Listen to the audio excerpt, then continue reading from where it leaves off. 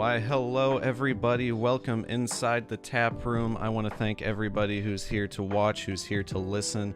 This week we have a very special guest for the first inaugural episode of the Happy Hour. I am your bartender, Brew, and this week inside the tap room we have the Life Sucks Dropout, better known to his friends and viewers as simply Chris. Chris, welcome inside. How are you doing today, my man? Thanks, man. Having a good time, you know. It's always nice to be. Well, I guess I'm not actually on the first podcast, right? Because you had like the announcement one. I don't know if I would necessarily count that as an episode. I was thinking about that after I uploaded, and I was just like, that's fucking dumb. I need to fix that. All right, well then, I am happy to be on the first episode of the tap room. The Happy Hour. I need to be really careful with the branding. Oh, you know what?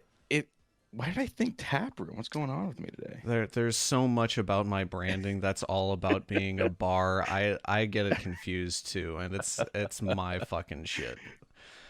So, no, that is oh, that's pretty bad. Because your Discord is the brewery, and then we got the happy hour. Yep. It's because your general channel in your Discord is the tap room. Yep. That's what I'm thinking. Okay. That is exactly it. And so it kind of works. I'm from Wisconsin. Everything about us is beer and cheese. And I was just like, you know what? I made my Twitch name, Brew City Hornet, kind of around my hometown, Milwaukee and shit. Yeah, I mean, your baseball team is literally the Brewers. Yep. We know what we're about here, all right? We know what's going on. Not much to do up there in winter, huh? Just kick back some brewskis. No, there's not much to do. Half of the state is under at least 1.5 feet of snow. What else are you gonna do? This is why we invented a brand new form of the old fashioned that was with brandy instead of bourbon, because we were stuck inside. We were just like, what the fuck do we have? Well, we've got cooking bourbon or cooking brandy. It's like, great, throw that into a glass with some sugar water. That's some of that good old Midwestern, can-do attitude. We're gonna make this work. We're gonna like football, and we're gonna like really strong old fashions. Oh, I haven't tried one. I'll have to hit up a bar sometime. A brandy old fashioned. Never had one. I will. I gotta be honest. I'm not much of a drinker. No. No. Oh, yeah. That's that SoCal for you. You're watching those calorie counts, aren't you? Back in college, there was never like casual drinking. It was always just I'm either drinking to get drunk or I'm not drinking at all. Oh, that's wild to me. Really? Oh no, dude. I'm not a big alcohol guy, so if I'm getting lit, I'm just taking shots of vodka, whatever's there. Yeah, and then that's it. Here there's just it's a culture here. So every year they release the drunkest cities list, like a list of the 25 or so drunkest cities in the country, and well over half of them are in Wisconsin.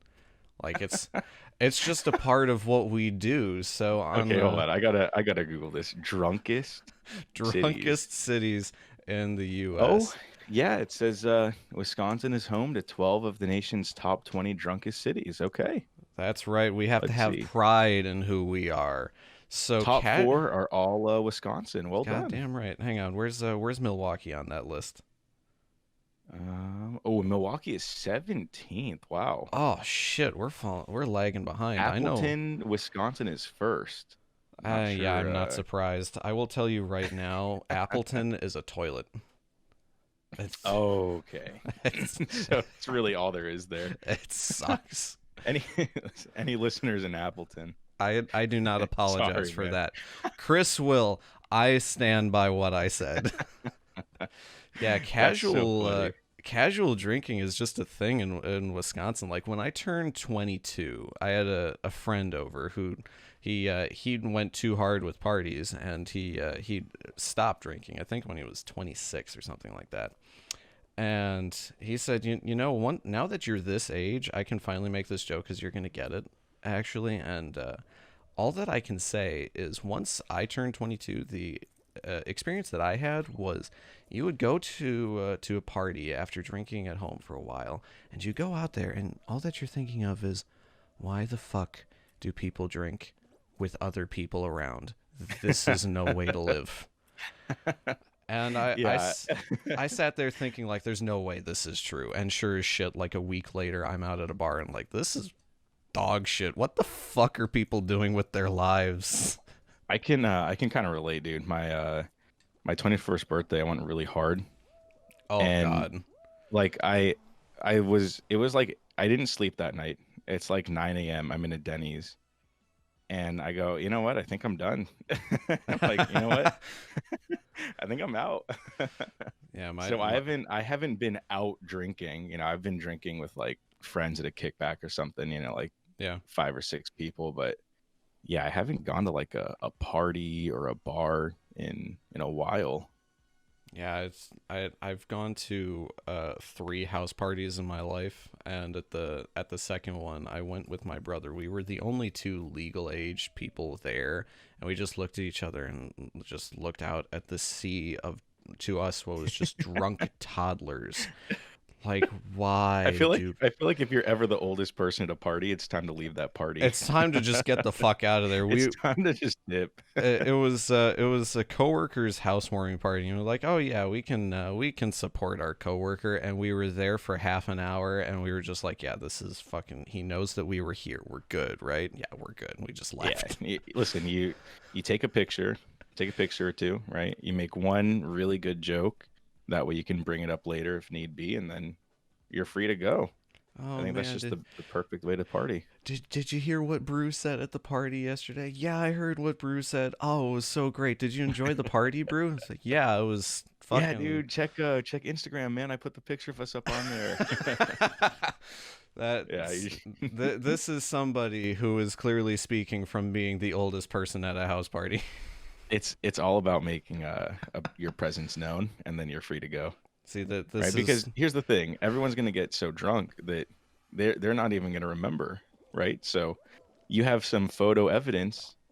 What's anyone gonna say? that this is why there's one person in our little group that I know is gonna make it on this fucking platform, and it's gonna be your dumbass.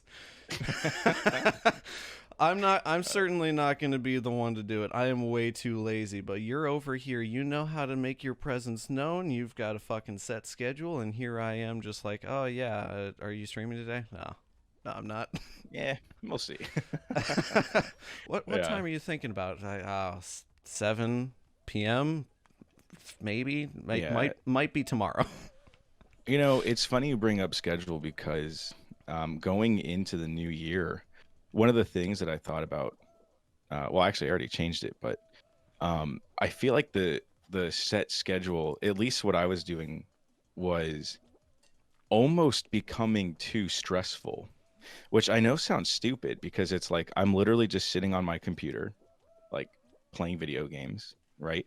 But I had to cut a day out, um, just because it was like it was getting to be a bit much.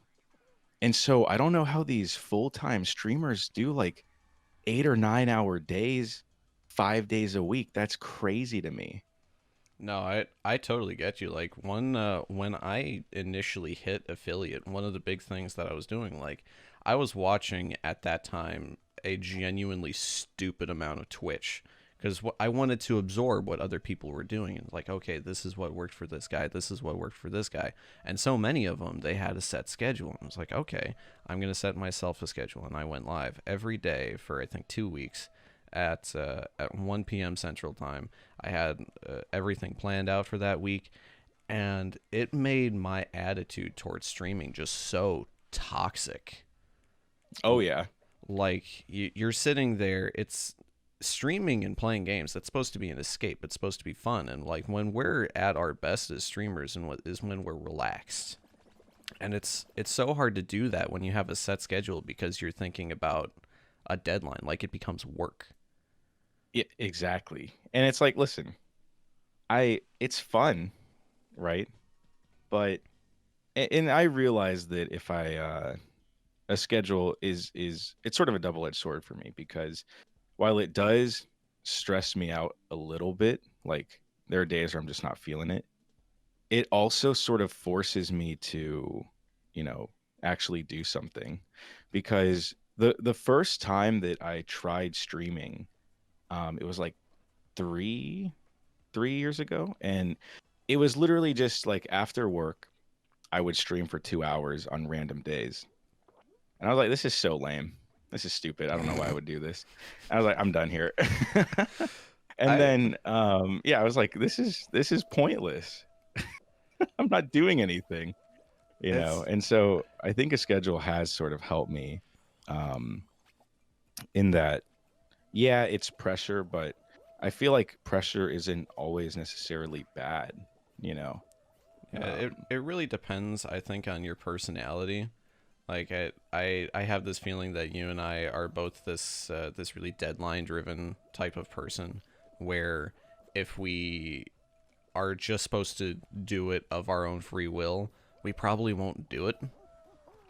But oh yeah, if we have somebody saying or some external thing, an expectation or something that says, okay, at this time, on this day, for this long, you're going to do this, you'd be like, okay, yeah, I can do that, no problem. But if it was just like, at some point, you should probably do this, you're going to be like, okay, I'll get to it.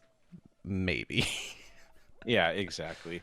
And honestly, that's what works with like my actual job too, right? Is if um I have to ask my wife slash boss, like, just listen, I know this is dumb, but please give me a deadline for when I need to have these lesson plans in. Otherwise, I know I can do it, right? But I need that day on the calendar, or else I'll and listen, I save it for the last minute anyway, right? Oh, But yeah. if I don't have that day on the calendar, then I don't know when the last minute is, Yep. you know? And then you're just it's up to your own free will, and free will is a really difficult thing to grapple with when responsibilities have the internet, video games, fucking uh, YouTube to contend with. Like Oh yeah. which would I rather do? Would I rather sit here and play video games with the boys, or would I rather uh, write up these lesson plans or stream, put on those bright ass Exactly. lights on myself, try reading chat for a couple hours, and like, because here's my thing about streaming is that the the way that we are with the cameras on, that is not how we are when we're just relaxing. Oh That's yeah, definitely. You know, like I've tried to um like consciously tried to not, act, right? But it's impossible. If you know people are watching, at least for me, then I literally cannot, you know, be who I normally am. I feel like if people saw me playing with the boys, there's no chance in hell they would ever watch my stream. It's probably the most unentertaining thing in the world. I'm I'm not shouting, I'm not getting hype, just kind of relaxing. and But yeah, I don't know. It's just a different coin. there's so much to that that's true. Like the way that my friends and I we play games, like the one thing that is so weird for me to think about from the outside is that when I'm not playing games or I'm playing games by myself, I'm not a super animated person. I'm probably just slumped back in a chair with like a beer or a glass of whiskey next to me, depending on the time of day. I except for today to keep up appearances for the happy hour. I don't start drinking until like 6 7 at night. And I'm not saying a word. But when I'm playing games with my friends, like we're doing something like Fall Guys, I am the ultimate fucking hype man. And so when they get a Just win, I popping will off. be so much more fucking torqued for them than they will be for themselves. They're like, dude, it's like my 14th win. It's like, relax. And The funny thing about specifically Fall Guys is that they're all getting wins. They get pretty. I get hyped for them. I don't give a shit about my wins. I'm up close to 50, and they're just like, Luke, Brew, how many crowns do you have right now? It's like, do you really want to know the answer to that Yeah, question? it's like, listen, check my skins, and you'll get an idea. I don't do any character customization though, which is the funny Really? thing. You just use the default bean? More or less, they gave me so much shit that I bought myself like an ice blue skin because I like light blue, and that was fucking it. So I spent like 7,000 kudos, and that is how I do character customization in video games. But how are you supposed to flex on people? I just be better than they are. Let the results talk. There's I my can answer. respect that. There's some amount of satisfaction about having a win in a game like that where people are forced to watch you with the basic ass skin, with the basic ass celebration for the winner's circle, and they just like, have who the hell is to this clown? sit there and look at him like, oh, that's his first win. This could be pretty cool for him. And I'm sitting there like, nah, fam, not even fucking close. Like, good for him. I'm glad he got his first win. He got his first win out of the way. Now he can get a real skin. Can you check profiles on Fall Guys? Oh Is shit! it like a thing? Like, can they see your bean profile and be like, holy shit, this guy has a ton of wins? I don't think so. And right now, what's weird is there's still not a way to even see just purely how many wins you have. They can tell you how many crowns you have, but that just includes. Yeah, but if you spend them, right? Like if you spend them, and it just is a full total, so it includes the ones you get from leveling up. So there's just straight up no way to see like, oh, this person has 50 wins. I have no genuine idea how many wins I have. I just know that I've made 100 crowns. Huh. So you would think they would have something, right? Like I feel like that's a video game basic. Considering now, stat tracking, you know. I know. And what's weird to me is that video games still, like, we have so many examples of what has come before and what's worked with those video games, what hasn't worked, what people gravitate towards. And for some reason, there's still video games that come out that just completely miss basic shit. I wonder if it's like part of the keep it casual approach. You know, it's like no stat tracking, right? No chance for people to be sweats. It's so difficult for me to assume that Fall Guys really wants to keep it casual when they do things like host Twitch rivals once a month. You know? Yeah. Oh yeah, here's a $5,000 tournament where we get the 100 of the biggest Twitch streamers out there and have them compete for a prize pool of 15 grand. Casual, guys. I have like chess one weekend, and then the weekend after is freaking Fall Guys. I'm like, all right. Yeah. And these are the same level. I don't get here's one thing, like circling back to growth on Twitch. I don't get how people get big followings doing just casual playthroughs. I have no actual idea how they pull that shit off. You know, I think and as someone who has done a lot of casual playthroughs of like Dark Souls, I think a lot of it is the magic of watching someone discover a game that you love, right? Because at least for me, that's how I feel.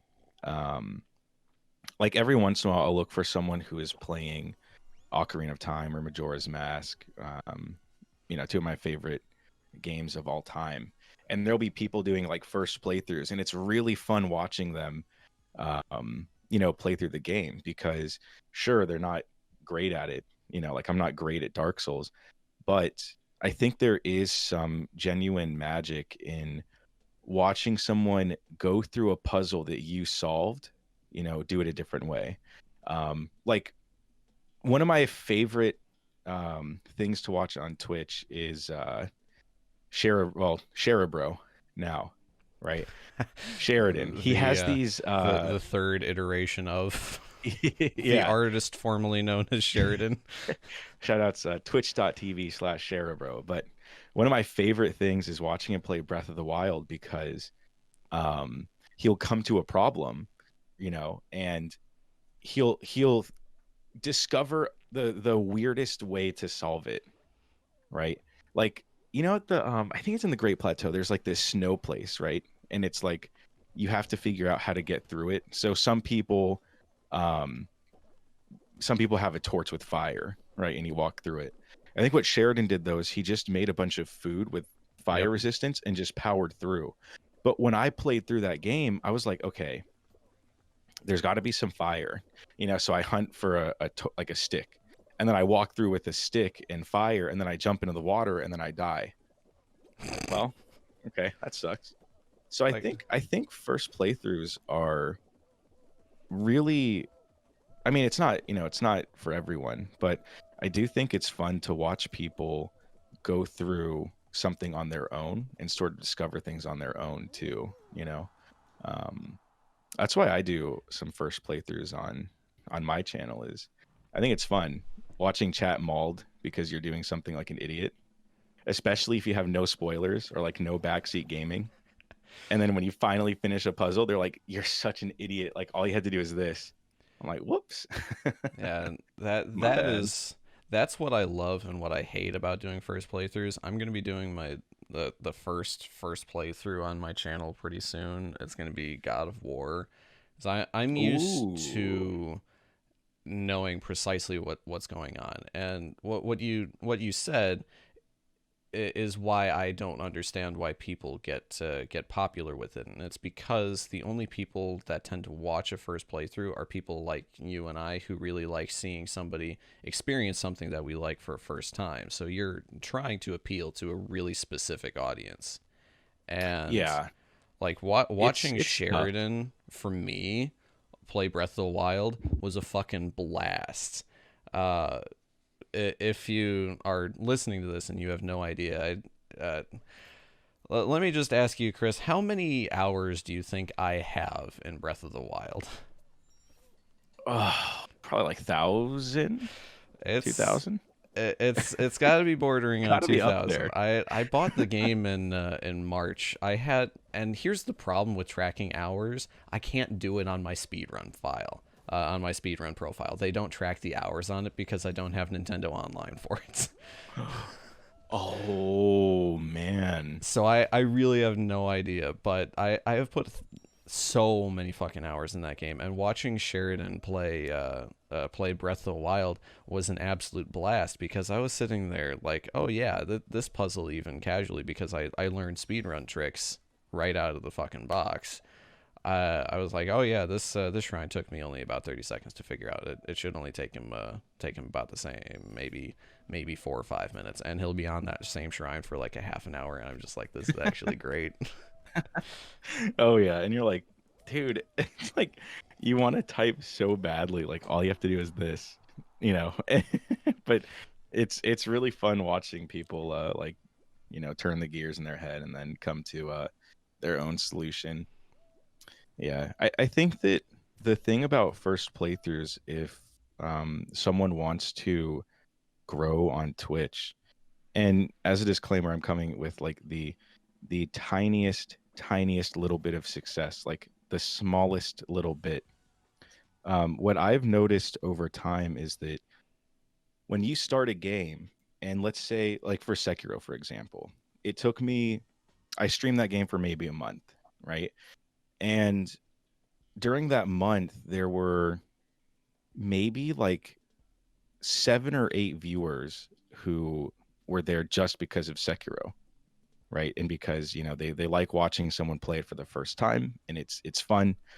The trick is to get those people who watch you for that game, build a community that's fun to be part of, so that way when you switch to a different game, to blind playthrough, or to just play in general, then they'll follow, right? Because it's not about watching that game anymore, right? It's just fun to hang out with chat and with the community and meme around and stuff. So I think it's the first playthroughs can work really really well, right?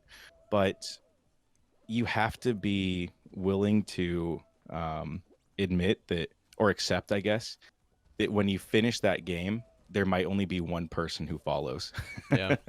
And it's just how it works, Yeah. because they don't owe you anything, right? Like if you're not playing a game that they don't like, they don't have to follow you. But um, if over time you're able to sort of grow and get people to watch for you rather than the game, then I think that's the goal of like first playthroughs, right? Because I'm not talented enough at a game to be a speedrunner or like to be top X%, like a top 0.1% League of Legends player that people will watch for good gameplay.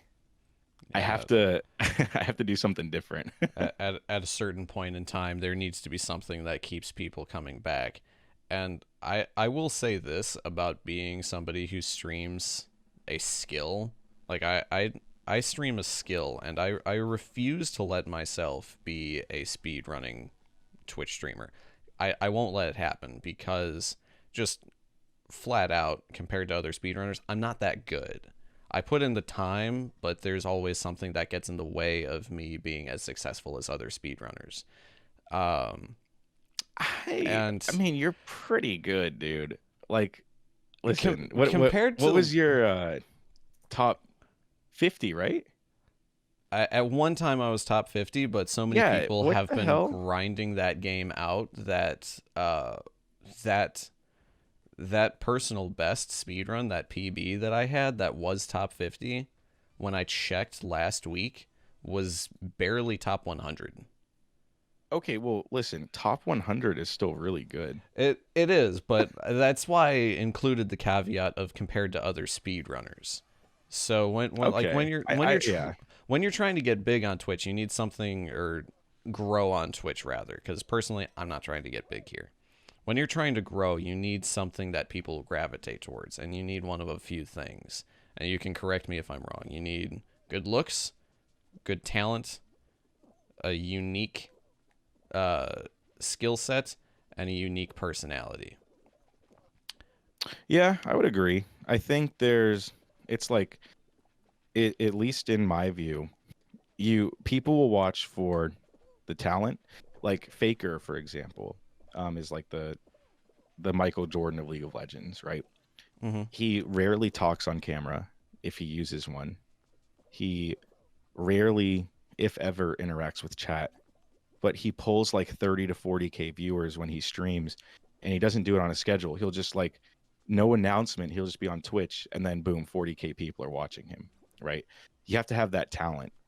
Um, or you have to do something, really, really unique, like Ludwig, for example, right? I was Is like honestly going to pull the YouTube same video a example. day, the ideas of like speed running 3 games in one day, and then that is a speed run, or like the chat spends 10,000. I forget the number, but you know, or uh, yeah, I mean, I guess at least for me, I don't personally base who I watch off of looks, but there definitely are people as there definitely are a lot of people who base it off of looks for I, sure.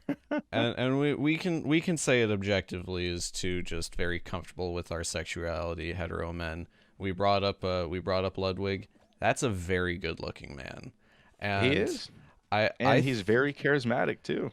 I think honestly a lot of the people that watch him, I haven't done the research to narrow this down or say that it's scientifically based, but I feel like a lot of the people that watch him do so because they see how he lives, and they go, I want to be able to achieve that, because he's been so open about his growth and how he's transformed. Like, he went from just absolutely fucking broke, fired from every job that he had, to now he owns a house and has 35,000 fucking subscribers on Twitch.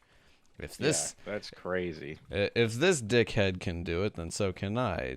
But I Yeah, I don't. people think he's an idiot, because he plays up that character, but he's clearly a very, very smart business oriented person. I And absolutely. just as an aside, this is something that I love. I don't know what it is, but I feel like being a streamer makes people think that you're an idiot. My chat daily thinks I'm like the dumbest sack of rocks in the world. I'm like, guys, I'm really not that dumb. People You're, treat me like I'm an idiot. I'm like, I mean, maybe I play up to it a little bit, but I mean, you're out here. You're a teacher. You're living in a different country. You've learned different languages. You're a college graduate. You are, if you are in that position, just inherently, period, you are a smart human being. it's like Zoomers will come in and they'll be like, "Oh, dude, don't do that." I'm like, "Oh, yeah, really? like, like really? I shouldn't do that." There is such a Yeah. natural inclination for people in our position to just do something dumb. Like I I don't know if you've had the same thought, but I will be streaming something. Like I'll be streaming Nuzlocke on Pokemon, which I haven't done it for fucking ever. But I'll be looking at a decision, and there will be one of just two choices, and somebody will say, "You know the right choice. Just don't do this. Just don't do this." And I will look at those two choices, and I'll say, "But I could do the dumb one, and it'll be good for content." Yeah, exactly. People people accuse me of throwing for content. I'm not going to comment on it. You can comment on it. Have you ever? I will tell you right now that honestly, I have never thrown for content. I just act like I have because it makes what happened seem less unfortunate. Yeah. I'm struggling to think of times that I legitimately threw for content, especially when it comes to like the Dark Souls games and stuff. I think people, m- um, you know, they think that when I'm tilted, that I'm throwing for content. I'm like, no, the game is just frustrating me. Yeah, those Or games like just it, they have a yeah, way of like, getting to you. oh yeah, dude. I I died 102 times to the Nameless King, but you know what? I beat it. Holy fuck. That's what I'm gonna say. Yeah, it was To rough. to just the nameless king? Yep. Holy Before shit. I wasn't even gonna do the DLC, and then chat talked me into it. And you don't have to fight the Nameless King to beat the game, right? And You so don't I'm even need to going, fight the nameless king to beat the DLC. yeah. So exactly. So I'm going through, and I'm like, 250 deaths or something, right? And on my Dark Souls 1 playthrough, I died like 350 times. And so I was like, guys, look, I'm coming in Dark Souls 3 like 100 deaths under. Isn't that crazy? And And I then you hit the ended I nameless ended king. that day at 352 deaths. I was like, okay. Very fun. To be Very fair, fun. I totally get it. Like I have platinumed. I have 100%ed Dark Souls 3, so I went through and I got all the DLC trophies. I beat the Nameless King, but I did all of it in co-op, which means that they scale how difficult the boss is. So I haven't had an experience where I've tried beating it solo, but I've got a shitload of hours in that game because of playing with my buddies. And that boss, he took us like 50 tries. We started bringing in randoms to try to help us. Like we were going in 4v1. He was still annihilating us. So I get it with that guy. The Nameless King is a motherfucker. Oh yeah. And then chat goes, that's not even the hardest boss. Wait till Slave Knight was Slave Slave Knight Knight Gael. Gale. Gale. Yeah. People are going, "Oh my god, this is gonna be good." They're throwing kappas in chat. They're like, "Oh my god, he's not even gonna beat this guy." I beat him third fucking try. I Let's go. absolutely destroyed. I was like, "Listen, guys." They go, Chris, you're not even gonna beat this boss. Just give up." And All right. Slave Knight Gale's a fucking hard one. Like It, my as soon as I beat him, I was like, "This is me when I'm not throwing for content." you got to play it up. There, Exactly. there's so much of us that is a character, man. Like when I beat Slave Knight Gale again, it was just a buddy of mine and I. And the other thing that was working against us is we had platinumed the game and went back through and got to the DLC on the same save file. So we were playing Slave Night Gale and the Nameless King on like New Game Triple Plus. Jesus, that's crazy. So it took us on Slave Night Gale, I think it took us 5 tries. And when we finished, we were so hyped because like we were out of flasks and shit, just limping through the battle. You know, when that feeling that you have when you beat a boss with 1 HP and people are just like, "Oh, are you good?" And they just have that meme of a bloodied person, just arrows sticking out of their body, and they give a thumbs up, like, "Yeah, fine." No problem. Like, don't worry, I'm okay. Yeah, drink a flask. I'm fine. No worries. Yeah, playing those games is absolutely wild. I couldn't have even what I think turns me off from the idea of playing those games, which is why I applaud you for going for it. Like a blind playthrough is having Twitch chat there. Yeah, honestly, I've come to embrace it. I don't know about you. I want you to tell me about your experience, but for me, when I'm playing a game, and I know the audience that I've been attracting, like one of the things that I want to throw into my bio is I'm one of your favorite streamers' favorite streamers, because I have so many audience members that are streamers who are done for the day. They're just relaxing and they're lurking in my chat and watching me play because I have something that they like relaxing to. I've got a podcaster voice, or I'm just good enough. Yeah, at honestly, your this game, stream has like a really laid back, chill vibe, you know. which is great for people like you. And I wear that as a badge of honor. Like I love having people watch my stream just to relax. But Yeah, no, absolutely. so much of when I know I'm at my most entertaining is when I'm talking shit with Twitch chat, but the people that watch me aren't there to get a big laugh. They're there to unwind. And that's like that is why casual playthroughs are kind of tough for me to think about, because I don't know what I'm going to be attracting, because the people that gravitate towards my channel do so just strictly to relax. Yeah. Yeah, exactly. I think that well, I mean, the first time that we actually interacted, I had gone over to your channel with like 8 or 9 viewers, and Yep. you almost banned us because we were spamming so hard. It's like such an opposite vibe from what you had going on there, you know. I So remember that day very well. That was yeah. like my first stream as an affiliate, and this channel I had never heard of. I remember looking at your name in the back of my mind, and I'm just like, oh, I see how today's gonna go. Thank you so much for the raid. Life sucks. Drop out. And a part of me was like, no, there's no way that's fucking real. We're just spamming like who let the dogs out. We're just spamming like dog emojis and stuff.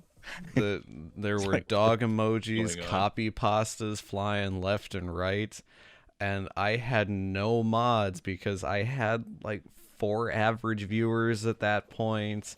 People weren't really talking in chat a whole lot, and I had just your merry band of Zoomers pop in, and suddenly I'm out. This is out of fucking control. Yeah, it was a good time. I remember it was I felt a little bad because before we raided, I was watching for like 5 minutes, and it was clearly such a laid back stream. And then all of a sudden, here come the Zoomers. I definitely have two kind of personas when I stream, though. I've got one where I'm really trying to entertain people, and one where it's just a laid back vibe. And the thing that it can change on a dime, where Yeah, absolutely. like you feed off of the energy that's put into Twitch chat. So like I'll if chat is quiet, then I'll just be kind of doing some commentary of what I'm doing. It's usually most quiet when I'm speedrunning, which isn't exactly a problem because I'm trying to focus. And I'll explain what's going on. Everybody will just have a good old time, and at the end of the stream, what usually throws me is I will check my stream summary on those days. It's like there were Mhm. only like 50 messages in chat, so there was only like 2 people watching. It's like peak viewers 8. I'm like, what the fuck? What? Speaking of numbers, how much stock do you put into numbers? Do you None check like at your all. summaries and stuff? I check my summaries just to have an idea of like what was happening on that particular day. So at the end of the day, I went through my numbers phase where I was putting a lot of stock into it. Like I was checking the viewers and I was really stressing about it. And if I didn't have X number of viewers, then I would be like, oh, today's stream was a failure. I should not play that game again or whatever. But at this point, I I stream just for the fun of it and to relax. So I at this point don't put any stock whatsoever in numbers. Okay. Yeah. I think people put too much stock into numbers, but Yeah. I definitely look. I think watching it during stream is not helpful Oh yeah. if you're trying to grow, but I do think looking at trends over time is important. Um, for me, what ended up happening is I'll be transparent, you know. It'd be fun if I end up being able to do this, not necessarily full time, right? But yeah, But it'd be if you can fun, you look know. at it like, If it yeah, I'm happens, making a sure. decent chunk of money off of this. You know? Yeah, exactly. Um, and so what I think is valuable though is I think numbers are good. I think that like if Oh you go yeah. on the Twitch subreddit, they're like never ever look at your metrics. And I'm like, what the fuck are you guys talking about? Like the metrics are there to be used, not maybe not hour to hour, right? But if you're doing something right, then the metrics will reflect that. Like something that I've noticed is I've been doing this Pokemon Nuzlocke run where it's based on Survivor, and so chat gets to vote on who dies right after each gym battle. Um, and so that there are days where I have really like substantially less views or viewers, right? But if you look at the trend overall, I think people like the idea because um, I'm getting, you know, like 50% more viewers compared to before. And so I think like daily, looking at it every single day, I think it is not healthy. You'll get really, Yep. really disappointed, Yep. but um, if you're committed to growing, I think it's dumb to not use metrics, right? Yeah. Like people say, just put out the best content that you can, which I agree with. I think that's true, but Yeah. Oh yeah. you might be wrong. You know what I mean? Like the idea that you have, if your ultimate goal is to grow, if your goal is not to grow, then this doesn't matter, right? But the this idea that the consumer is right, I think applies to Twitch, where people are not going to watch 8 streams at once. And so you have to find some way to make your stream worth watching, and metrics reflect that. Absolutely. Like And like you're not going to be able to know what's jiving with viewers because I don't know about you. I hide my view count. Um, and I do that because of one specific instance. I was just getting started with speedrunning. I had not finished a full any percent run in Breath of the Wild because just the boss rush, I couldn't get through it. I couldn't do it. I spent weeks practicing just that before I finished a single time offline and without a clock running. And I got raided by another speedrunner, Tallest Thomas, and he brought with him 200 viewers. Ooh. how And how how is the run going? it was terrible. It was awful.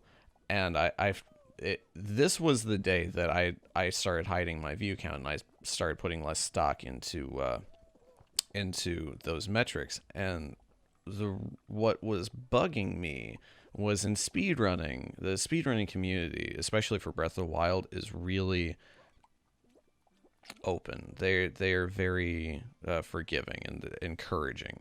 What we want to do is we want people to succeed. So seeing Sherabro starting to think maybe speedrunning's for me, I'm sitting there like, oh fuck yeah, speedrunning's for anybody that wants to get into it, and I'm gonna sit here and I'm gonna help you as best as I can. I taught him the way to clip into the first shrine using nothing but Twitch chat, which let me tell you, That sounds pretty tough. it was not easy. Like it's a very precise trick. Like you need to jump on this specific part, and then you need to walk to this specific thing, line your foot up here, look at this specific thing, and trying to say all of that with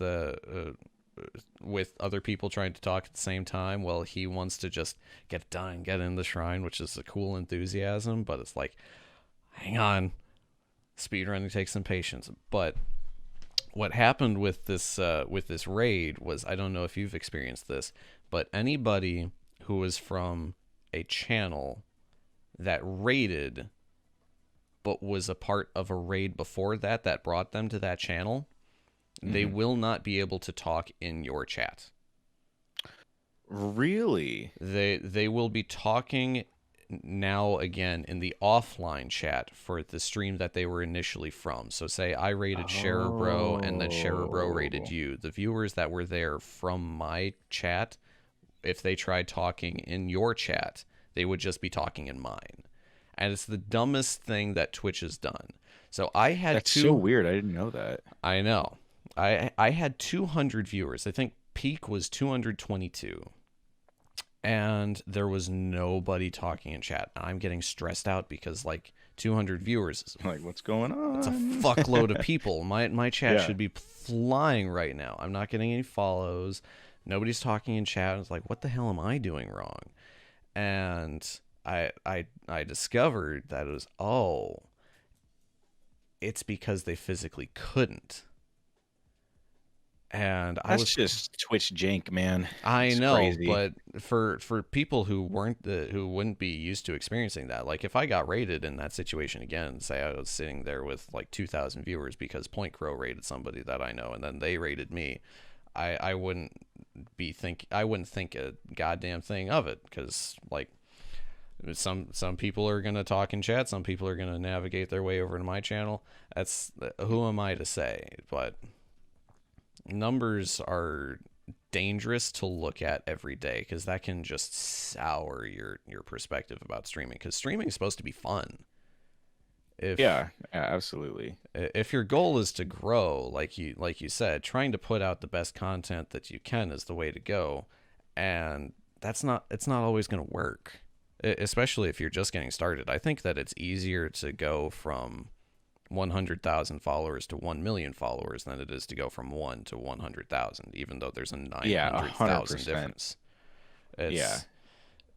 Once your name is out there, it's easier to market yourself. It's easier to collab with, big streamers, which is what honestly the last half of 2020 has just been insane, is that all of these crazy Twitch collabs going on, like Among Us and now like Rust. Yeah, Rust is like the hot thing, and people are pulling insane numbers because there's all these weird, like, it's not weird, but all of these really, okay, it is kind of weird, like people from Lily Pichu's chat watching XQC, and it's like those two don't mesh at all. You know what I mean? They like, really don't. If you're a Lily Pichu viewer, my guess is that you do not like the vibe of an XQC chat, and vice versa. And so, but they're hanging out anyways. Right. So I think like once you get to a certain level, I mean, it's not easy. It's still a lot of hard work. Oh, I'm yeah. sure. But it is a different game, leveraging your position to get higher, right? I mean, it's still networking, but it's such a different world compared to, like networking for really small streamers like us, you know. Yeah, because getting that first, I don't know about you, but getting that 50 for affiliate was a motherfucker of a time for me.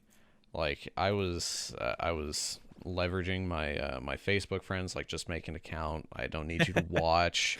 I already have the Literally just average hit the heart viewers. button. Just hit the heart, get me to that 50 so I can get some money off of this. You never need to interact with me again.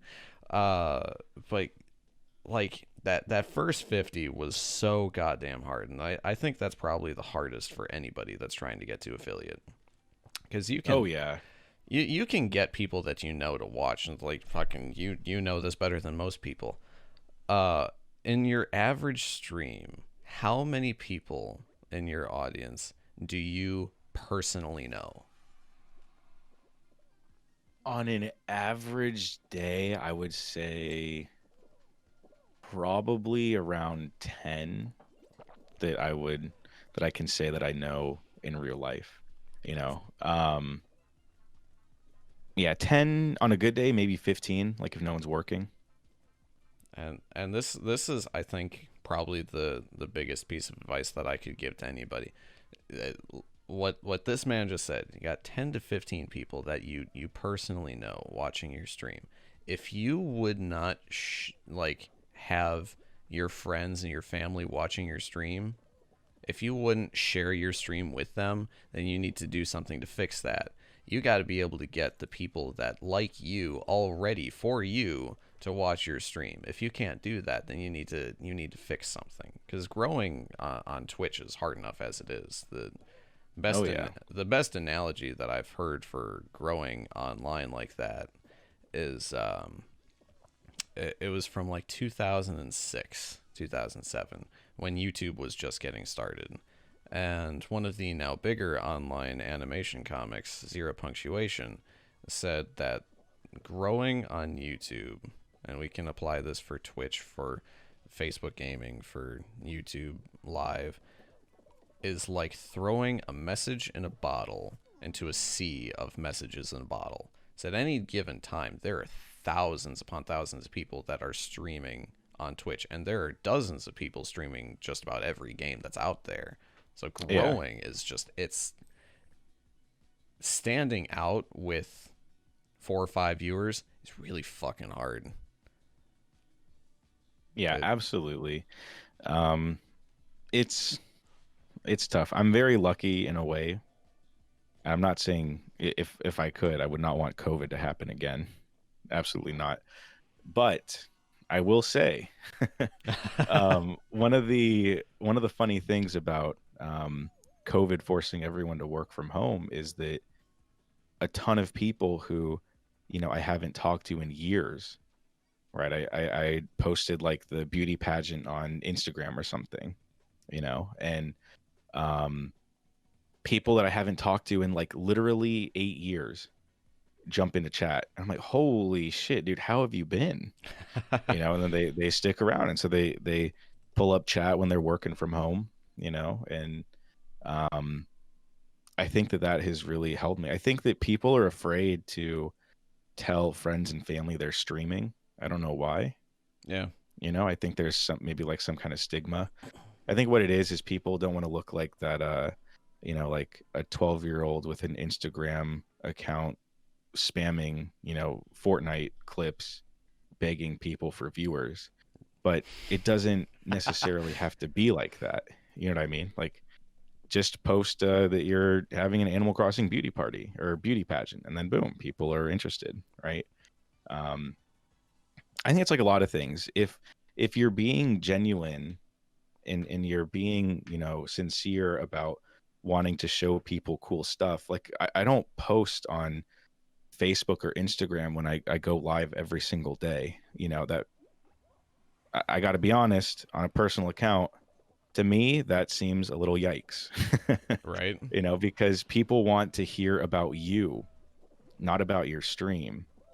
But every once in a while, yeah, like if there's a big event, like if I'm doing Extra Life, or if I'm doing a beauty pageant, or if I'm doing a Disney bracket, for example, then yeah, I'll post because that's a fun event that non-gamers would like too. And I think that's the tough part. If I go on to my Instagram, like my personal account, and tell people, "Hey guys, I'm playing Sekiro," people are gonna be like, "What the hell is Sekiro?" Well, You what's know what I this guy mean? fucking Yeah. talking about? What is this? What is this weeb ass ninja samurai game? Somehow But an even weebier version than Dark Souls. exactly. But if I post Animal Crossing, which is not like a it's listen, Animal Crossing is a gamer's game if you ask my wife, but it has more mainstream appeal, right? Like people won't know how to play Animal Crossing, but they'll recognize what a beauty pageant is. And so people will come and watch. If I post, "Hey guys, I'm going for a hitless Sekiro run," they're like, "What the hell is hitless? What the hell Yeah, is Sekiro?" who gives a shit? You know? Why should I pay Yeah, attention? What does this have to do with what you normally post here? Like where are the dogs? exactly. Like, how's life in Korea? Yeah, I think that organic growth is really a tough line to balance on because if you're posting like follow for follow and stuff, it becomes really clear that they're like not shell accounts, but there's no community, Yeah. right? And that's tough. Like going to someone with 14,000 followers on Twitter and they have like 4 viewers. And I'm not trying to shame, but if you have 14,000 followers and you're following 15,000 people, there's not really a community there. No. You're just hitting follow. Like doing follow for follow doesn't do anything for you. I would rather have 15,000 viewers with 15,000 followers than have 5 viewers and 100,000 followers. Because Yeah, exactly. if people aren't engaged, then you're not actually growing. You're not actually moving anywhere. It's just you're artificially inflating a number and deflating another one. If you're saying follow for follow, then you know what's happening. You're making it purely transactional, and Yeah, it's not a way to build like a network, right? I think the one thing I will say that I apply business like I majored in business, right? My major is business with a focus in marketing, how and the so fuck did you get to be an English teacher? What the fuck? I'll tell that story in just a second. So the you know I think that people underestimate marketing, or I mean, not marketing, networking. They think that networking is just following someone and then they follow you back. And then people on, again, the Twitch subreddit go, "I'm networking, but nothing's happening." Right. And networking for a purpose to inflate your viewers is never going to come off as sincere, right? But networking with other streamers because you like their content, because you like their personality, you like hanging out with them, Exactly. right? That's a much different way of building a network of streamers, right? And so over the past year or so, I've been lucky enough to meet a bunch of cool streamers who um, whenever I finish stream, there will be someone online. And so we go over, we hang out for a little bit. And, when they're done streaming, if I'm on, they'll come over and hang out for a little bit. As opposed to like, "Hey, give me a follow and I'll follow you back." And then you never interact again. It's like, what's the point, you know? Yeah, because our form of networking has been really organic, and it's been so incredibly luck based. I recognize just how fortunate and how lucky I am to be in the position that I am, because I met you and got enveloped in this community with Jaybird and Sherabro and Sinopia, where I was just some dick streaming a Pokemon Heart Gold randomizer Nuzlocke, and some fucking just obnoxious ass Zoomer comes into my chat named True Swampert, and Oh, hell yeah. he's Yep. spamming, he's spewing some shit, and then the next day I'm live again. And I get raided by a bunch of another fucking group of obnoxious Zoomers, and it turns out to be like the most fun that I have had.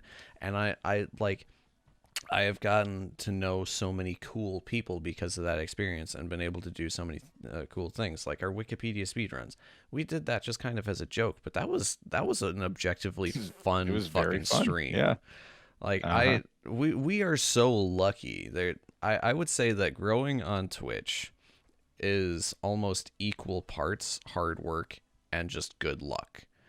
Uh Oh I yeah, absolutely. I'm not where I The am without that one Zoomer popping into my chat.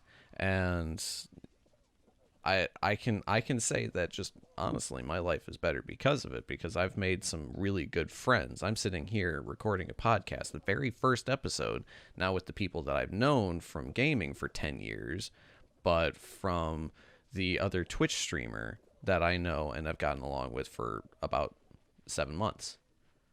Uh-huh. It's crazy, man. My favorite quote about luck ever is that luck is when preparation meets opportunity, you know? And so when people say the best way to grow on Twitch is to grind, it's like, yes, But but no, right? Like the whole reason that I was able to meet you, I met you through Swampert, and I met Jaybird from uh we finished up a Pokemon run. I met Squid on Twitter, right? I had tweeted out something with the Pokemon hashtag, and she saw it and mentioned she was streaming Pokemon as well, right? It's like all of these chance encounters are only there because we were putting content out, because we were putting good content out, right? Like I got to be like when I was watching your when he came to say, "Hey, you should rate this guy," and I was like, I don't know, man. Your suggestions, you know what I mean? I'm like, your suggestions are kind of.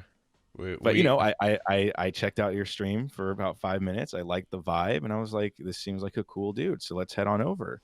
You know what I mean? So it's like it's I it's it's lucky for sure, but you have to put in the work to get lucky, I can't right? tell you like what a flyer I took in the reverse though. If without that raid, we're not sitting here. We're not having this conversation. For the record, no, we are not sitting in my fucking living room in Milwaukee. No, he's back home in Korea. I When I got done with that stream, like you followed, I got a bunch of followers. I was feeling really good. I started putting work into that YouTube video, one of the last ones I put out. Um, and I was sitting there like, I don't know if this is a vibe that I'm gonna necessarily like. I didn't check out your stream for a couple of days, and I'm gonna be honest, I checked it out because of guilt. I was just Yeah, like, dude. Listen, oh, fuck, this this guy rated. okay. I got the least I can do. I gotta check out the stream. I don't know though, man. That stream for me was chaotic. The title of the YouTube video is "So This Stream Got a Little Chaotic," and you can say like from being on the other side of it, It it was. absolutely was. And I And even I even tried to tell him, I was like, all right, guys, it's enough. Relax. um, put, uh, put the dogs down. the people were changing their names. There was a war of names between Bongs and Cadens. There Uh, was, yeah. and They ended up making a new account because they could not change their name back for another 3 months or something. So I they just made I a brand new account. I got done with that stream and I was just like fucking so that was a lot of fun. I was drained though. I don't know how you put up with it on the daily. But a couple days later I was just like, you know what? Fine. I'll check it out. And I checked it out and I've been a regular there. If I'm not talking in chat, I'm still there. Like there's so many times where you say, "Oh, and Brew is back." It's like, "Well, I never really left." Yeah, just working, getting some stuff done, you know. Planning out next moves for my community and putting in work for the podcast and shit. And I can honestly say I have enjoyed every goddamn minute of this experience that we've had growing together. I'm not here to feed off of you. Yeah, no, That's absolutely not. there's none of this this experience that we've had where we've got our little community of streamers that we're all just collectively growing with within the same kind of community. Now I'm kind of the fringe one because I also have the Breath of the Wild speedrunning community, and there's another community of streamers that I talk to. Man, I gotta say, the Breath of the Wild community is crazy, dude. I saw that stream for Lit Books, I think, on her birthday. I was like, oh my god, an entire community put together a Minecraft server with a happy birthday message. Crazy. We we take That was care of our actually own. nuts. Yeah, That that was is very cool. that's what we do. And I like a part of me is so bummed that my birthday didn't happen around this time, although I recognize I'm kind of a fringe member of that community too because I'm hanging out with you with yours and this other streamer community. Like I'm getting pulled in a few different directions, but I remember I was playing games with a couple of friends. Now that you bring that up, and they just invite me in, and Litbooks has been one of my best friends for a couple of months now. Like she helped me so much through my breakup. I have met her in real life. We watched Howl's Moving Castle, which I stand by is my favorite Studio Ghibli movie. You can It's a good call. It's a good you call. can disagree with me if you want. I'm not saying it's the best. I'm saying it's my favorite. No, you know what? If I make a Studio Ghibli bracket, Howl's Moving Castle is going far. Yeah, it's a good one. It's such a good movie. Like the art, the cast, the message is kind of lost, but you know what? The music is, I think, the best that they've put out. Oh yeah, Anyways, it's really good. like they pulled me into this group chat on Discord and like what do you think we should get her for her birthday? And I was like, well, I know she really likes handmade things, so why don't we try making her a card? And then they like I went to bed and I woke up to literally 132 messages, and like we started work on this. That is what we do. Like that is the community that I like being a part of, where we take care of our own. I know that in our little community we do that. So somebody has a birthday, they come through. Like my birthday this last year, at that point I think you knew me for like 2 months. Yeah, I was pretty hype. Yeah, that was fun. Do you want to know monetarily how much money I made that single day? Sure, I'm ready. $200. Woo! I That's a was pretty in good birthday.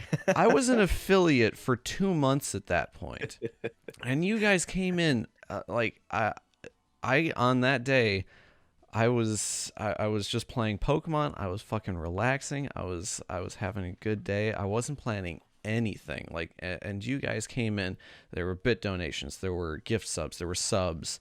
My Yeah, that was a really fun stream. my ex and I, we started playing two-player, one-controller Mario, and I got raided by a Super Mario Odyssey speedrunner, and he's enveloped me into his community. Like I remember that day fucking well. I was all lucky. It's just you have to put in the work. You need to grind, but at a certain point, actually getting to where you want to go on Twitch comes down to luck, and Yeah, that is why I stopped looking at numbers almost entirely, because I'm gonna do what I want to do, and people will find me if they're supposed to. absolutely. You I know, like the idea behind grinding, I think, and this is what gets lost on people, is people think that by just streaming the same thing, by just grinding, you'll be successful. But I exactly. think the reason for the grind is it gives you more chances to get lucky, Yep. right? It gives you more chances to get discovered because when I first started streaming, like trying to actually do something with this, um, I only played League of Legends to like two people, my phone and my tablet, you know. And um, it wasn't until I tried, Pokemon where people actually found me, because if you're grinding a game like League of Legends, unless you have insanely hilarious content, like you play a troll ass character in a really funny way, or you're super top tier talented, or you're toxic like Tyler one, then no one's gonna watch you. Yeah.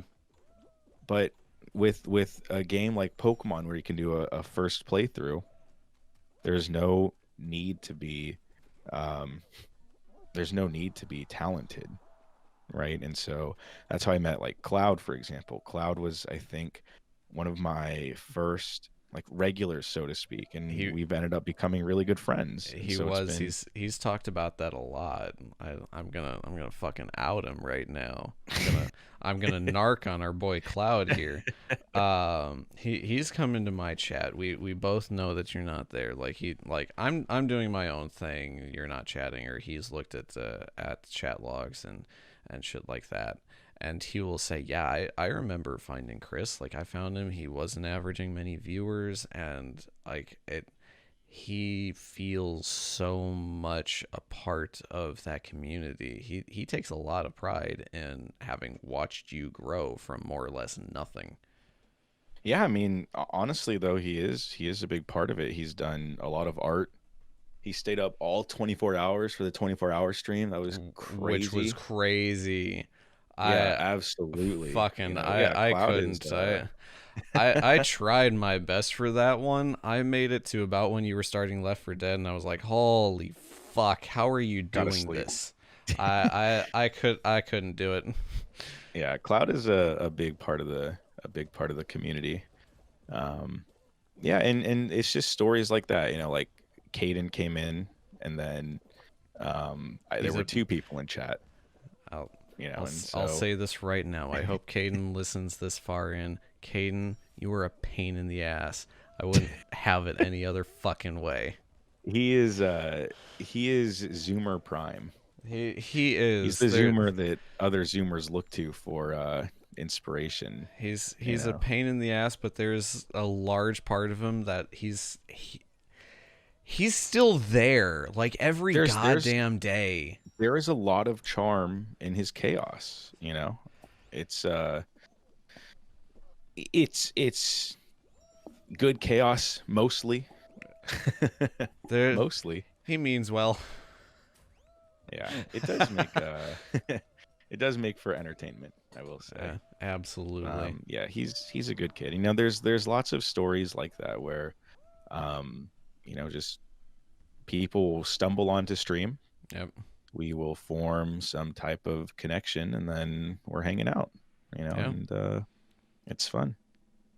And if I would say right now, if you're trying to grow on Twitch, the best things that you can do, not form a schedule. That can become really toxic, like we said way at the fucking beginning of this conversation. But if you're trying to grow on Twitch, try to diversify your content, especially if you're like me and you don't want to get pigeonholed into, oh, you're this or that. Like, you're a Breath of the Wild speedrunner. Like, no, I'm not. I'm a Breath of the Wild speedrunner, but I also play Pokemon, and I do challenge runs of other games. So really diversify your content, because otherwise you're going to appeal only to one group of people, and that's not how you're going to get bigger. Don't focus too much on the numbers, and just you need to network genuinely and organically. You can't just say follow for follow, because that's only inflating the follow count. Yeah, exactly. If you're trying to network with someone just to grow, and you guys don't vibe, there's literally no networking to be done, because your viewers are not going to go to their channel, and their viewers are not going to go to your channel.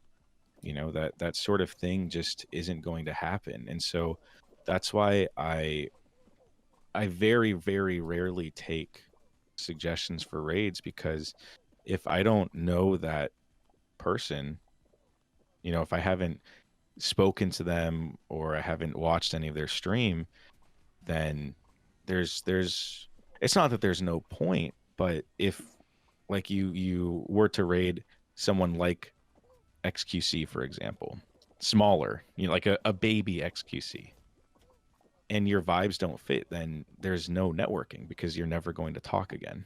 Yeah.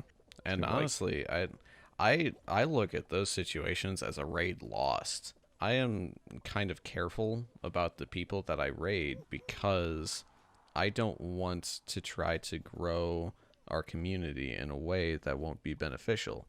And raiding can be such a cool way to bring new people, new blood into a community like what we've got. Um, it was organic. It worked. It worked pretty fucking well. But say I was the type of person like XQC where let's be honest, kind of abrasive. Uh, I I Bit of don't a rager. I don't think it would have jived at all. Yeah. And that would have been 20 viewers that you were sending to essentially the abyss. Yeah, and then, they might think, is this the kind of guy that he hangs out with? Yeah. Not very cool. Rating Yeah, is exactly. rating such a cool and shitty thing.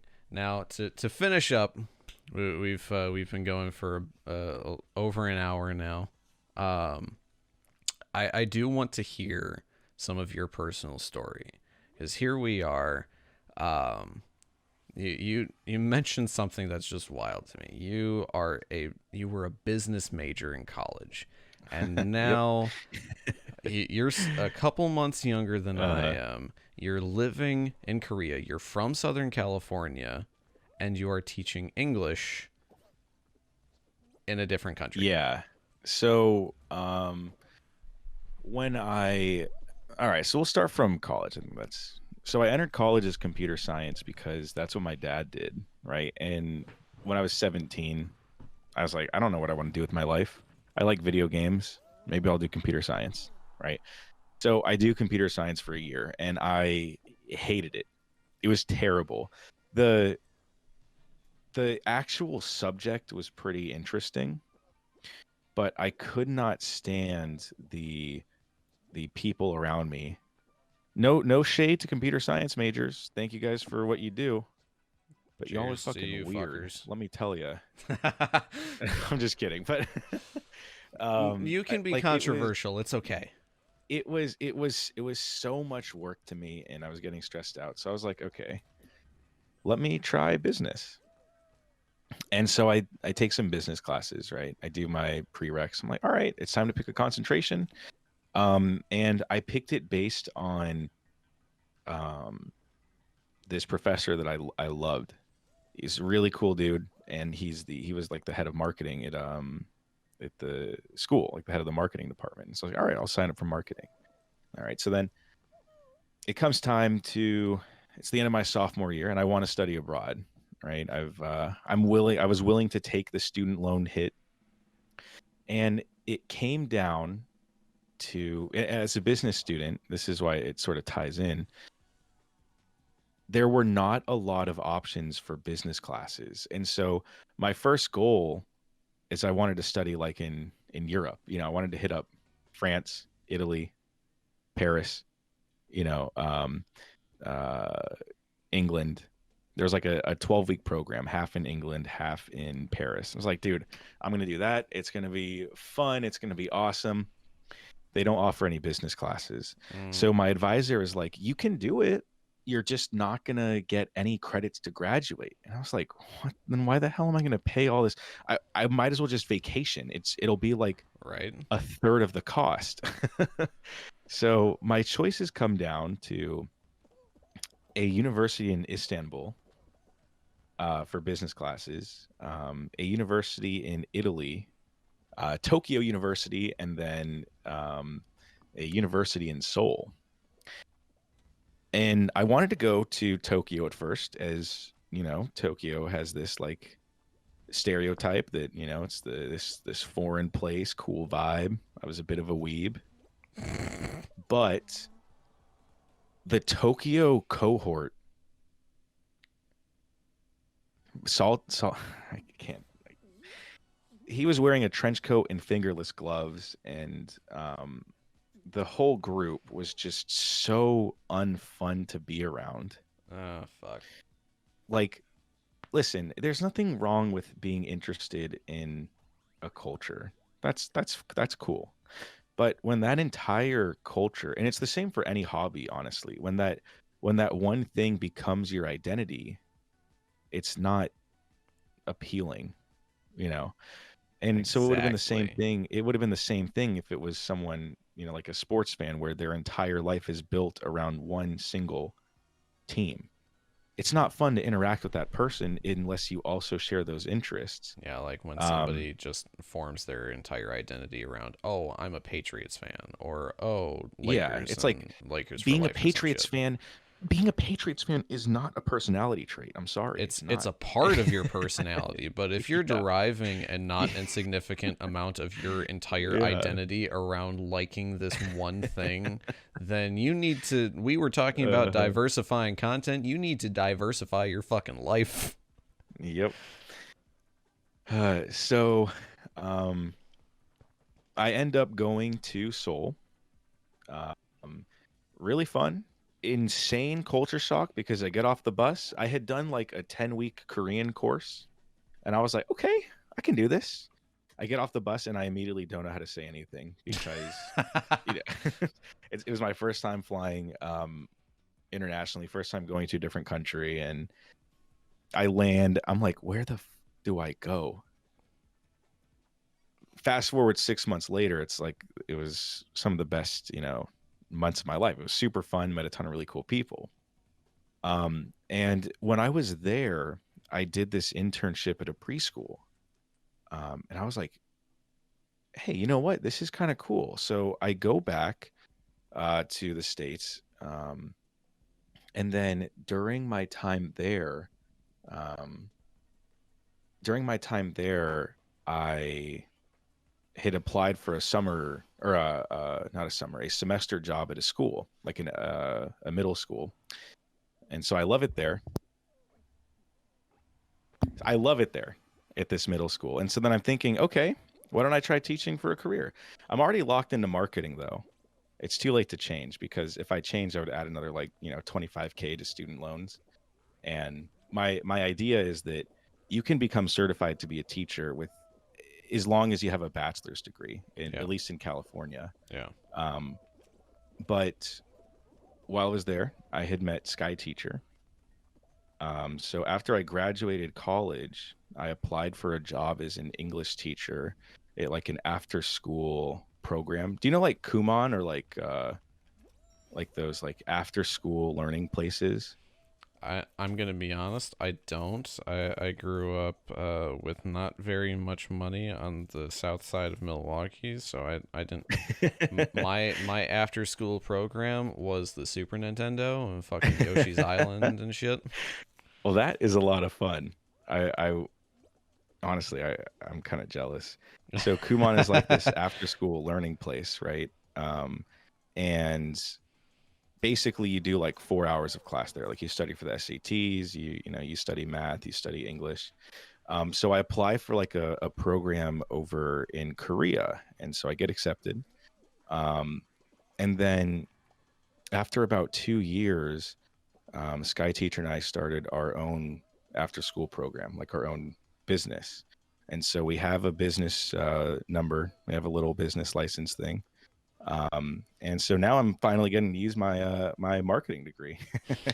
You know, It's I'm coming in finally handy. there you go. Yeah, you know. Um, but the whole reason that I got into streaming in the first place is that while I was over here, um, you know, I was sort of dealing with a lot of like anxiety, and I thought it'd be good to have a creative outlet, you know, something that I could put time into that you know was expressive, right? So I get into streaming, COVID hits, and then I connect with a bunch of people, and everyone's spending their time online.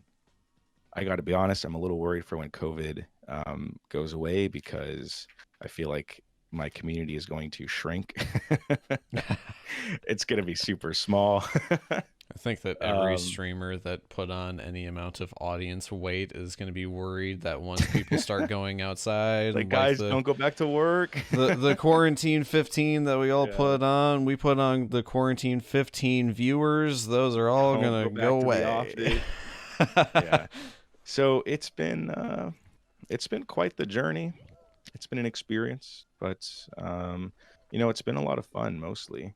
Um, it's still tough sort of navigating like work and streaming, because there are times where I will, and I'm sure Sky Teacher can attest, I will occasionally neglect work because I'm making overlays, or I'm trying to make you know um some sort of like make the town look right in Animal Crossing for the pageant, or Photoshop some stuff. And just So objectively, you're pulling a wild schedule because you are in Korea. So right now, what time is it by you? right now it is 3:15 in the morning. It is 12:15 p.m. by me, and you're streaming to a an almost exclusively American audience. So Yeah. like you're um staying up late trying to pull us in, but how much sleep are you honestly getting each night? it's like 5 to 6 hours. Fuck me, dead. Usually what happens a lot is after work I'll fall asleep for like 45 minutes. I'll take a little power nap. The power It's not too nap bad. going into the stream. Here we go, guys. Let's stream until 4 a.m. Yeah. It's part of why I decided to take a day off, is that um I want to make sure that, um especially with this new year, I'm trying to do a better job balancing everything. And so having only streaming like one less day adds actually a lot of time to my schedule, because it's one less day that I have to prepare for and stuff. And so it actually adds a ton of time. But the goal for this year is to just keep making fun content. I want to do more stuff with uh, like viewer interaction. Like this Pokemon run that I'm doing is really, really good, A really in terms of unique getting idea people. too. I haven't seen anything like this personally out there. Yeah, I even Googled. I wanted to make sure that I wasn't like biting someone else's idea, because if something's on the internet, it's been on there for a while, Oh yeah. right? And I hadn't seen too much about it. Honestly, for anyone out there who wants to get into streaming, I think one of the best things that you can do is you you need to try to make like some sort of inside joke, almost, in a way, right? Because um inside jokes and like community memes really can help people stick together, right? It makes this sense of community. The tough part of that, though, is that when you have someone new coming in, you have to sort of like um almost like initiate them. You know what I Yeah. mean? Like, Yeah. and so it's tough. It's a tough balance, because I'll see someone in chat and they'll go like, what's quote 41? And quote 41 is this big meme in my chat. And it's like, there's literally no way I lose this run, And then you because lost that as run. soon as I said that, I immediately lost. And so anytime I'm about to do something big, someone in chat hits quote 41, and then people are like, what the hell is quote 41? you know but I think that for anyone out there who wants, part of growing organically is um recognizing when there's an opportunity to make a joke. Yeah. So things like things like Nightbot for quotes is really good. um Things like having a like repeating memes is good, right?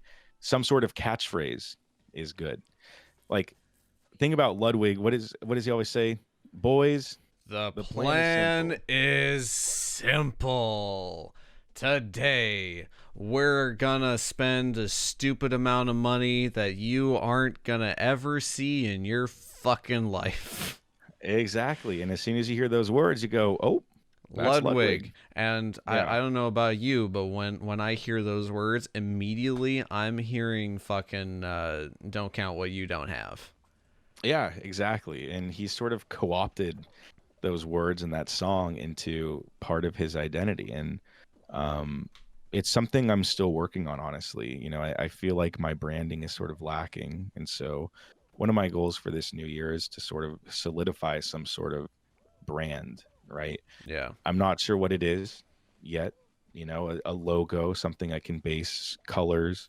The thing with all of that stuff is that I, I, I feel like you can't really force a catchphrase, right? Or No, else you sound like an idiot. it It's needs just to something that comes be with time. this kind of thing that's super organic, because otherwise people are going to think that it's really forced. Like the thing Yeah. that worked with me is my name lends itself really easily to some branding. So my name is Brew, and my Discord community is the Brewery. We hang out in the tap room. My podcast is the Happy Hour. Yeah, there you go. And so all of that is like you are the Brewster, right? You got you're brewing everything, right? Everything is I, based on one solid identity. Even your I emotes has a lovely drawing of a cat with a brew. Brew C2 cheers. Yeah, it was one of those things that really grows just organically, and that I thought was going to be a lot more difficult than it was, until I just kind of off the cuff came up with this name when I was trying to change it on PlayStation Network, because my old name used to be the abbreviation for Milwaukee and my first name, and I was like, well, this is fucking dumb. My old Twitch name was literally just my first last name. And so Not everybody can be a last year Ludwig. I changed my name as soon as that account was available. I guess it must have gotten banned or something. I don't know what happened because it wasn't an account, and so I emailed Twitch like 14 times on support, and then one day it just became available. My thought was that because it has sucks in it, it's censored, but I don't know. As soon as that opened up, that's when I like started streaming for real, because I thought at least that way, it's something interesting. It's not Yeah. just like Chris. It It's like, it definitely catches the eye of people who are walking by, like, life sucks, drop out. What the fuck? And here, what's funny is I'm trying to, especially because my mom, she goes, "I don't like your name." I'm like, what do you mean? It's irony, right? It's like a literary strategy. And she goes, "No, I don't like it. You need to change it." I'm like, all right, mom, if you tier 3 sub, I'll think about it. got to get something out of it first. But yeah, it's been a wild ride. Um, I'm sure that 2021 is going to be crazier if current events are setting the tone for 2021. Then Holy shit. who knows what'll happen? Well, Who knows? let's give you the floor for just a quick second before we finish things up again. Uh, Welcome inside of the happy hour. This is the tap room. I am your bartender. My name is Brew, and this week's guest has been Life Sucks Dropout. We know him as Chris. What are you hoping to accomplish here just 1 week into 2021? Where do you hope to be December 31st? Let's see, December 31st, 2021. Um, I'm not going to say anything like partner or a certain viewer number. All I want to do is continue to make fun content for me and fun content for people to watch, right? That's the ultimate goal. Some things that I'm working on right now. I'm actually working on a podcast of my own, so I'll have to have you on. Cheers, man. I'll be there. I would like to eventually get a Minecraft server set up for all of our sort of like the community that we've built. That would be fun. Do like some Minecraft days, right? I something that I'm trying to put together, and I don't know how I'm going to do it. Is there's this Minecraft mod where people can influence what happens. So in chat, it'll be like press 1 to spawn, 4 zombies, or, spawn whatever. And so I just want to do more things like that. Like this Survivor run has been super fun because it gets people riled up. And I think it'd be fun to see that too, that chaos. It reminds me a lot of Twitch plays Pokemon, where you had like the anarchy democracy and people are just constantly spamming back and forth. So Twitch related, my 2021 goal is just I guess have fun, honestly. I can't really think of a better goal than that. Well, there you have it. I want Sorry, to. Sky Teacher said that I should also say to be healthy. Thank you, Sky Teacher. The wife gotta look out. Gotta be healthy. Yeah. To a certain degree, that is a purely selfish demand. Yeah, come on. I have more important things to do, Sky Teacher. But genuinely, for getting this first episode in, I know we had just a little bit of difficulty actually getting it going, among other things, because I got sick a couple of days ago when we were supposed to record this the first time. I want to genuinely thank you for being the first guest here on the happy hour. And honestly, yeah, first patron is a badge I will wear with honor. The first dollar that we've made. I look forward to having you on again soon, seeing you out there streaming and being in your chat and being in mine. So for all of that, I want to genuinely thank you, and for anybody that decided to listen all the way through, you guys are why I do what I do. Like, I keep having so many people that ask me, what the hell am I going to do with a journalism degree? And I'm just sitting there like, you know what I want to do? Here it is. I want to start a podcast. I know how to interview people. I know how to drive a conversation and how to keep things light and lively. This is what I want to do. So if you made it this far, thank you so much. And I look forward to seeing you on the next one. Again, I get these out every single Sunday, and I'm hoping to keep that up throughout the year. If I ever need to skip one, you'll be told. Until 52 then, weeks, 52 podcasts. My man can do it. Let's go! We've got this, everybody. So, thank you so much for listening. Thank you so much for being here. Until the next time, everybody, I am your bartender. My name is Brew. I hope to see you again in the tap room at happy hour.